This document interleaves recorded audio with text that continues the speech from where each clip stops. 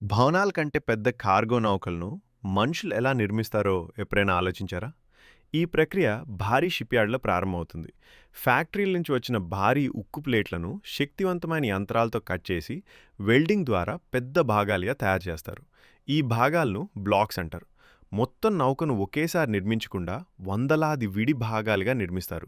వాటిలో గద్దదులు, పైపులు, విద్యుత్ వైర్లు, ఇంజిన్లు, ఇంధన వ్యవస్థలు ముందుగానే అమర్చబడతాయి. తర్వాత భారీ క్రేన్లు ఈ భాగాలు ఎంతో ఖచ్చితంగా ఎత్తి సరైన స్థానాల్లో అమర్చుతాయి. ఇలా నౌక క్రమంగా రూపుదిద్దుకుంటుంది. ఇది డ్రైడాక్ అనే భారీ నిర్మాణంలో జరుగుతుంది.